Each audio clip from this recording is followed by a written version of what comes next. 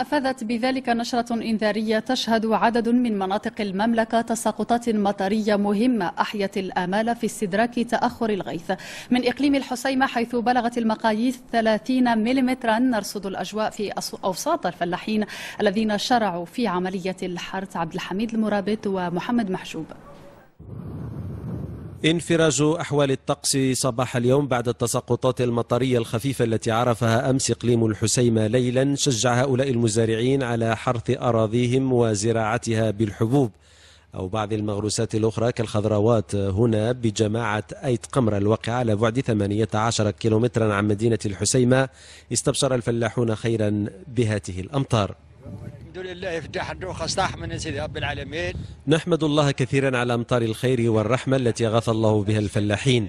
أمطار ستشجع المزارعين لا محالة على حرث الأرض، كما ستخفف من مشاكل غلاء الأعلاف التي أثقلت كاهل فلاح المنطقة، حيث سينمو الزرع والكلاء بفضل هذه الأمطار. الحمد لله الحمد لله يا ربي. نعاني كثيرا جراء غلاء الأعلاف، خاصة في ظل إمكانياتنا المحدودة، فكيس واحد من علف الماشية بسعة 40 كيلوغراما تصل تكلفته إلى 120 درهما، وتصل بعض الأنواع الأخرى إلى 150 درهما. أمطار الخير التي روت الأرض خلال الأيام الأخيرة هي فأل خير بالنسبة إلينا نحن المزارعين. إن شاء الله.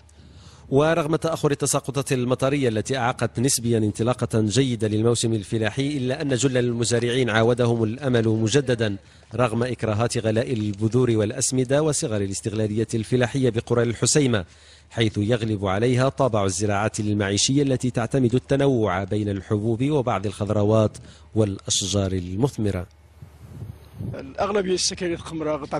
أغلب سكان جماعة قمرة يعتمدون على النشاط الفلاحي كمورد عيش أساس. تأخرت التساقطات المطرية هذا الموسم مقارنة مع السنوات الماضية. نحمد الله كثيرا على جود السماء خلال هذا الأسبوع، حيث سقينا مرتين، وهذا ما يبعث الأمل في قلوب الساكنة. الحمد لله وذن رخاق نتاعش نطس. للتذكير، فقد عرف إقليم الحسيمة بداية ونهاية هذا الأسبوع تساقطات مطرية هامة قاربت 30 ملم بعد انحباس الغيث لأسابيع طويلة، غيث بعث الأمل مجددا في قلوب الفلاحين بالمنطقة.